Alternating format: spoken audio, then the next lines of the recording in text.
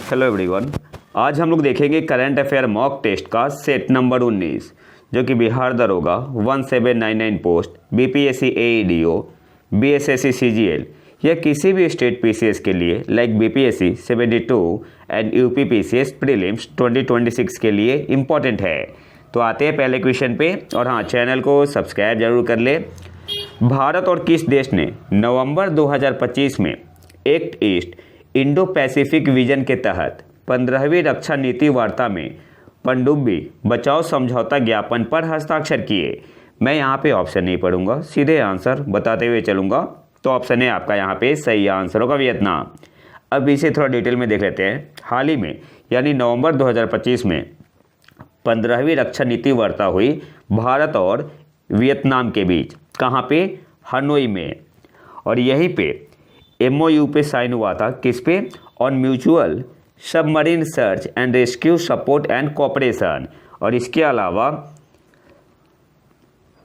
Letter of intent on strengthening defence industry collaboration, इस पे भी आपका एमओयू साइन हुआ है।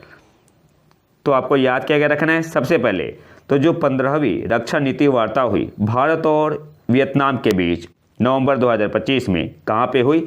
तो हनोई आपका वियतनाम पे है। और इसमें पनडुब्बी बचाओ समझौता ज्ञापन पर हस्ताक्षर किए गए, एमओयू पर हस्ताक्षर किए गए। और इसके अलावा letter of intent on strengthening defence industry collaboration पे भी आपका साइन हुआ है, एमओयू हुआ है भारत और वियतनाम के बीच। इसके अलावा भारत ने हाल ही में व्यापार और समुद्री क्षेत्रों में सहयोग को मजबूत करने के लिए अंगोला के साथ एक समझौता ज्ञापन पर हस्ताक्षर किए हैं। नवंबर 2025 में भारत की राष्ट्रपति द्रौपदी मुर्मू की अंगोला की राजकीय यात्रा के दौरान इन समझौतों का आदान प्रदान किया गया। तो और किस देश के साथ हुआ है? तो अंगोला के साथ एक एमओयू साइन हुआ है। किस पे? तो व्यापार और समुद्री क्षेत्रों में सहयोग को मजबूत करने के लिए। ये सब आपका हुआ है नवंबर 2025 में। अगले क्वेश्चन पे आते हैं। वालोंग का युद्ध, बैटल ऑफ वालोंग, किस वर्ष हुआ था? तो ऑप्शन डी आपका यहाँ पे सही आंसर होगा 1962। बैटल ऑफ वालोंग किस वर्ष हुआ था? तो 1962 में इंडिया और चाइना के बीच, इंडिया और चाइना के बीच। और ये आपका जो वालोंग दिवस है मिड नवंबर में मनाते हैं। और जो बैटल ऑफ वालोंग था ये आपका 27 डेज लॉन्ग बैटल था। तो ऑप्शन डी आपका यहाँ पे सही आंसर होगा। अगले क्वेश्चन पे आते हैं। कानून के नियम सूचकांक रूल ऑफ लॉ इंडेक्स 2025 में भारत का स्थान क्या है? तो ऑप्शन ए आपका यहाँ पे सही आंसर होगा 86। रूल ऑफ लॉ इंडेक्स 2025 में भारत का स्थान क्या है? तो ऑप्शन ए आपका यहाँ पे सही आंसर होगा 86। अब यहाँ से कुछ इंपॉर्टेंट पॉइंट देख लेते हैं। भारत की रैंक तो है 86। भारत का स्कोर कितना है? तो 0.49, पिछले साल से गिरा है। स्कोर भी इंपॉर्टेंट है। तो ग्लोबल रैंक जो है भारत का 86 है। टोटल कंट्री कितने? तो 143 देशों में। और अगर रीजनल रैंक की बात की जाए तो टोटल कंट्री है 6 और भारत रीजनल रैंक में तीसरे स्थान पे है। और इनकम रैंक में है भारत 10वें स्थान पे है out of 35 countries. Rank change कितने का हुआ है?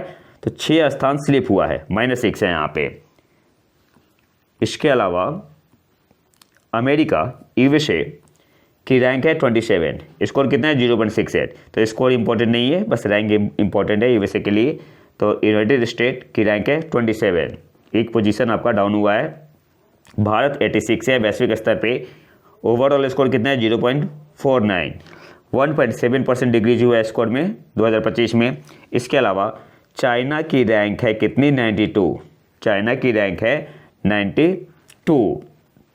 इसके अलावा पाकिस्तान की रैंक कितनी है? तो पाकिस्तान जो पिछले साल था वही है 130। टॉप पे कौन है? टॉप पे आपका है डेनमार्क, दूसरे पे नॉर्वे, तीसरे पे फिनलैंड, चौथे पे स्वीडन, पांचवे पे है न्यूजीलैंड। बस इतना इंपॉर्टेंट है। और सबसे आखिरी में कौन है? तो सबसे आखिरी में है यानी 143 नंबर पे कौन है? वेनेजुएला, बस। और 142 पे अफगानिस्तान और कंबोडिया आपका 141 पे। अगले क्वेश्चन पे आते हैं। यूथ आइकन अवार्ड श्रेणी में रामोजी एक्सेलेंस अवार्ड 2025 किसने जीता है? तो उनका नाम है श्री श्रीकांत बोल्ला। ऑप्शन श्रीकांत बोल्ला, ऑप्शन सी आपका यहाँ पे सही आंसर होगा। यूथ आइकन अवार्ड श्रेणी में रामोजी एक्सेलेंस अवार्ड्स 2025 किसने जीता है? तो श्रीकांत बोल्ला, ऑप्शन सी आपका यहाँ पे सही आंसर होगा। और जो श्रीकांत बोल्ला है ये फाउंडर और चेयरमैन है किसके? बोलन इंडस्ट्री के, और MIT एलुमिनी है, और इन्हें मिला है Ramoji excellence award in the youth icon category में। इसके अलावा कुछ इंपॉर्टेंट पॉइंट देख लेते हैं। जो आपका रामोजी एक्सेलेंस अवार्ड्स है ये आपका 7 श्रेणी में दिया गया है। ग्रामीण विकास के लिए किसे दिया गया है? तो श्रीमती अमला अशोक रुइया को। युवा आइकन के लिए दिया गया है श्री श्रीकांत बोल्ला को। विज्ञान और प्रौद्योगिकी क्षेत्र में दिया गया है प्रोफेसर माधवी लता गली को। मानवता की सेवा के लिए श्री आकाश टंडन को। कला और संस्कृति के लिए दिया गया है प्रोफेसर सतुपति प्रसन्ना श्री को। पत्रकारिता के लिए दिया गया है श्री जयदीप हार्डिकर को, और महिला उपलब्धि के लिए दिया गया है श्रीमती पल्लवी घोष को। तो ये सारे नाम इंपॉर्टेंट है, आपसे मैचिंग में पूछ सकता है। अगले क्वेश्चन आते हैं। उत्कृष्टता के लिए RK लक्ष्मण पुरस्कार का प्रथम प्राप्तकर्ता किसे नामित किया गया है? तो आमिर खान, ऑप्शन बी आपका यहाँ पे सही आंसर होगा। उत्कृष्टता के लिए RK लक्ष्मण पुरस्कार का प्रथम प्राप्तकर्ता किसे नामित किया गया है? तो पहला है तो इंपॉर्टेंट है, किसे मिला है? तो किसे नामित किया गया है? आमिर खान को, ऑप्शन बी आपका यहाँ पे सही आंसर होगा। बाकी कुछ ज़्यादा इंपॉर्टेंट है नहीं। अगले क्वेश्चन पे आते हैं। भारत का पहला सिलिकॉन कार्बाइड सेमीकंडक्टर विनिर्माण संयंत्र किस राज्य में स्थापित किया गया है? तो ये आपका उड़ीसा में, ऑप्शन ए आपका यहाँ पे सही आंसर होगा। भारत का पहला सिलिकॉन कार्बाइड सेमीकंडक्टर विनिर्माण संयंत्र किस राज्य में स्थापित किया गया है? उड़ीसा, ऑप्शन ए आपका यहाँ पे सही आंसर होगा। अगले क्वेश्चन पे आते हैं। औद्योगिक संक्रमण त्वरक इंडस्ट्रियल ट्रांजिशन एक्सेलरेटर ITS और बोलते हैं, और बोस्टन कंसल्टिंग ग्रुप की एक संयुक्त रिपोर्ट के अनुसार स्वच्छ औद्योगिक परियोजनाओं की पाइपलाइन में भारत का स्थान क्या है? तो चीन और अमेरिका के बाद भारत तीसरे स्थान पे है, ऑप्शन सी आपका यहाँ पे सही आंसर होगा। अब इसे थोड़ा डिटेल में देख लेते हैं।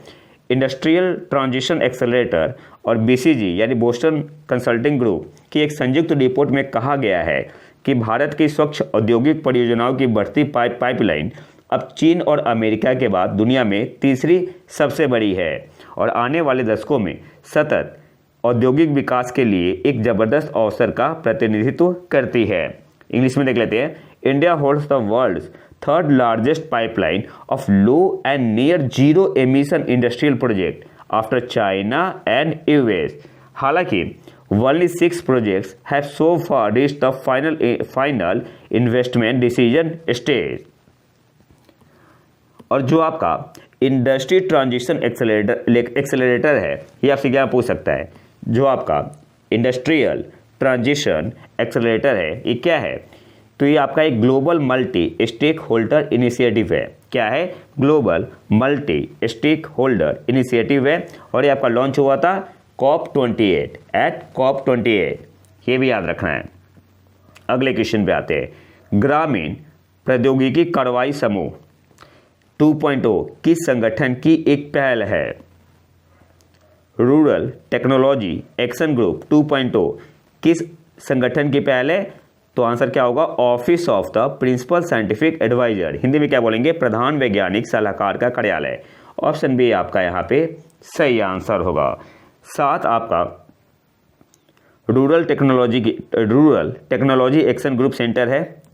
7 आपका rural technology action group centre है। कौन कौन सा? IIT गुवाहाटी हो गया आपका, SKUAST कश्मीर है, IIT दिल्ली है, IIT बॉम्बे है, IIT रुड़की है, ICAR NAARM हैदराबाद है, और IIT मद्रास है। तो ये नाम आपको याद रखना है। और जो आपका रूरल टेक्नोलॉजी एक्शन ग्रुप 2.0 है इसे अप्रैल 2023 में लॉन्च किया गया था।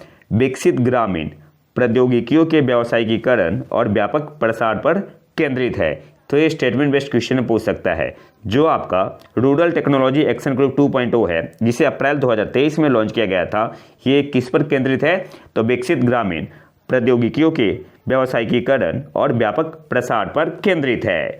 अगले क्वेश्चन पे आते हैं। विश्व एथलेटिक्स चैंपियनशिप 2025 का मेजबान कौन सा देश है? तो ये आपका कहाँ पे हुआ था? जापान। और जापान में कहाँ? टोक्यो में हुआ था। ये आपका टोक्यो में हुआ था 13 सितंबर से 21 सितंबर। किस देश ने इसमें टॉप किया? तो अमेरिका पहले स्थान पे रहा था, टोटल मेडल 26, गोल्ड 16, दूसरे पे केन्या, तीसरे पे कनाडा, चौथे पे नीदरलैंड, और बोत्सवाना 5वें स्थान पे। भारत, तो भारत ने इसमें कोई भी मेडल नहीं जीता, भारत ने कोई भी मेडल नहीं जीता था। नीरज चोपड़ा 8वें स्थान पे रहे थे, नीरज चोपड़ा 8वें स्थान पे रहे थे। और एक है सचिन यादव, सचिन यादव, तो ये रहे थे 4थे स्थान पे। सचिन यादव 4थे स्थान पे रहे थे, किसमें?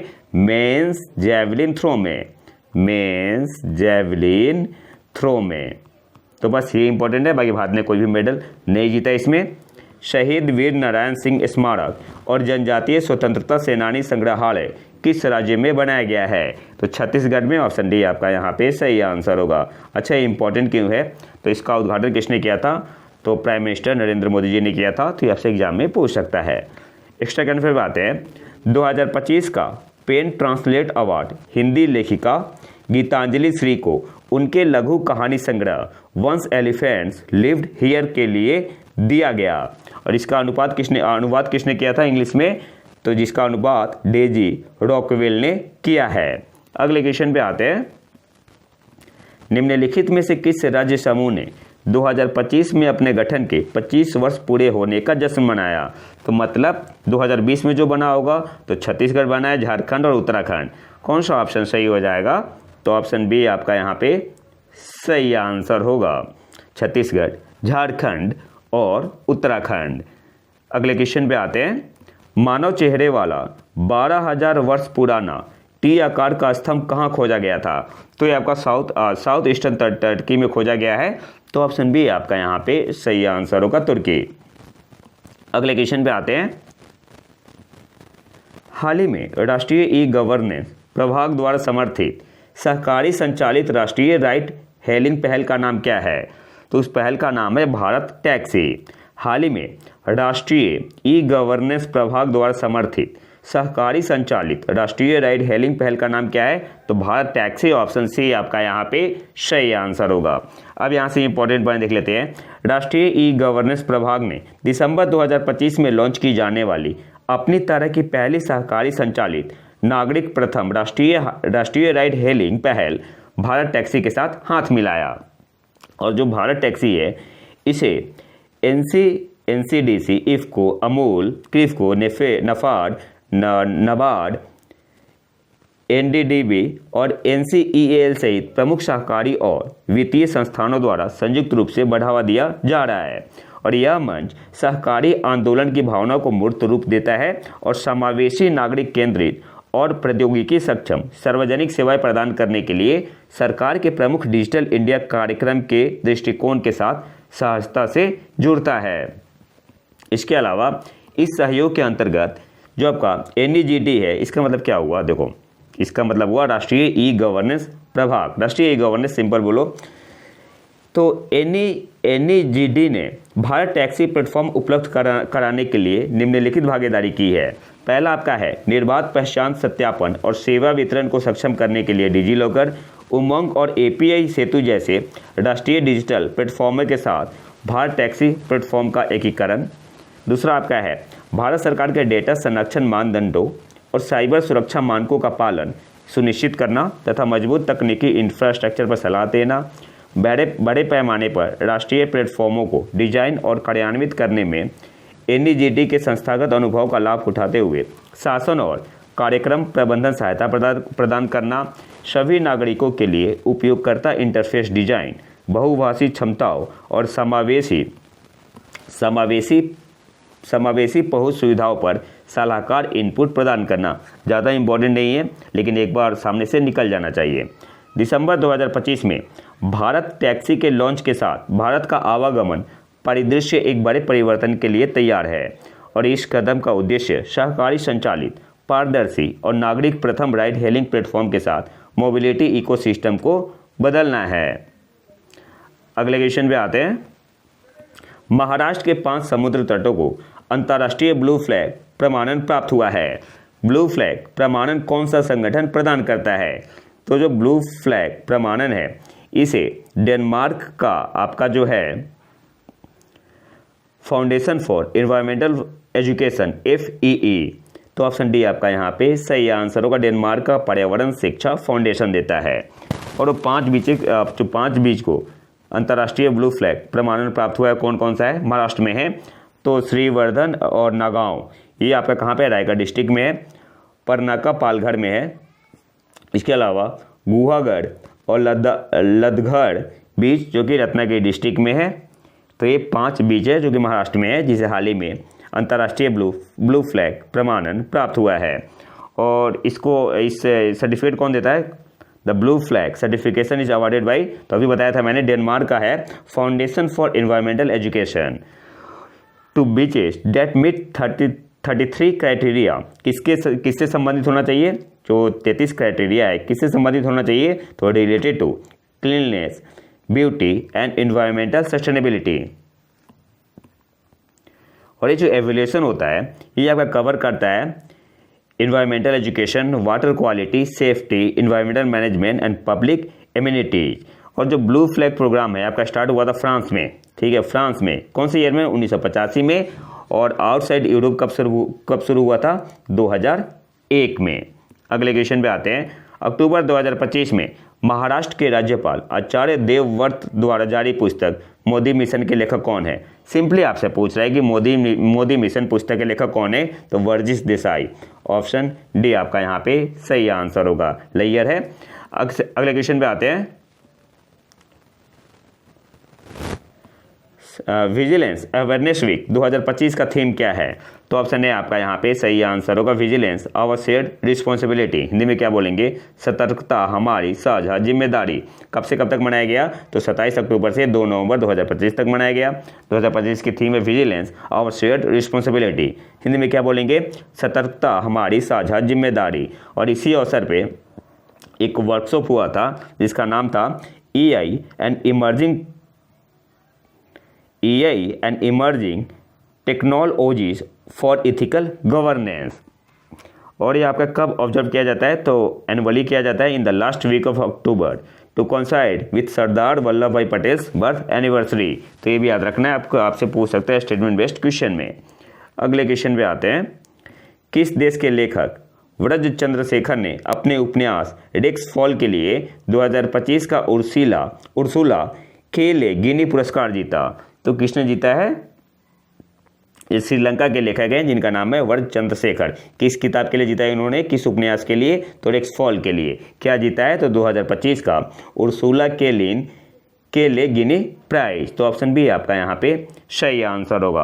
अच्छा, जजिंग पैनल में जो एक इंपॉर्टेंट नाम है वो याद रखना है, इंदिरा दास, ठीक है, इंदिरा दास। बाकी इंपॉर्टेंट ज़्यादा है नहीं लेकिन ये नाम इंपॉर्टेंट है। और इन्होंने इस बुक को कहा a titanic work of art. अगले क्वेश्चन पे आते हैं। अच्छा, इनकी एक और बुक है the scent of bright doors 2023 में आया था और इसको नामित किया गया था न्यूयॉर्क टाइम्स नोटेबल बुक और शॉर्टलिस्टेड किया गया है बहुत सारे मेजर अवार्ड के लिए भी। तो अगर इसका भी लेकर पूछे कौन है तो क्या नाम है?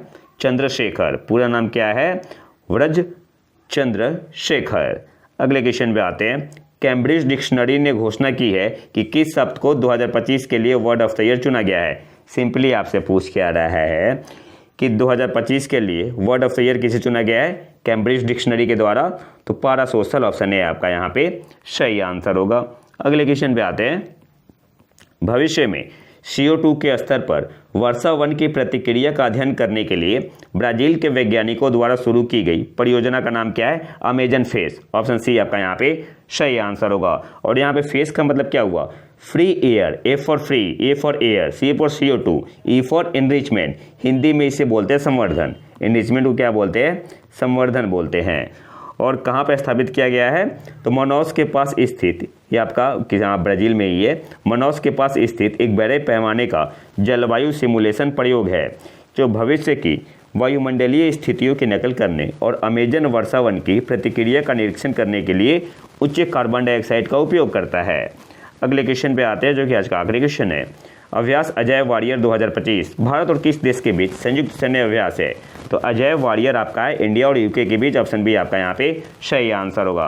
2025 में कौन सा एडिशन हुआ आपका? ये आपका 8वां एडिशन हुआ है। कहाँ पे हुआ? तो राजस्थान के बीकानेर जिले के महाजन फील्ड फायरिंग रेंज में। और ये आपका बाइनियल है, ठीक है, मतलब द्विवार्षिक है। कब से स्टार्ट हुआ था? इंडियन आर्मी और ब्रिटिश आर्मी के बीच तो 2011 से हो रहा है। तो ये तो था हमारा आज का लेक्चर। अगर आपको इसका PDF चाहिए तो आप हमारे टेलीग्राम चैनल प्रतीक IQ करंट अफेयर को ज्वाइन कर सकते हैं। और अगर वीडियो पसंद आए तो लाइक करें और चैनल को सब्सक्राइब जरूर कर लें। मिलते हैं नए वीडियो में नए टॉपिक के साथ, तब तक के लिए नमस्कार, जय हिंद।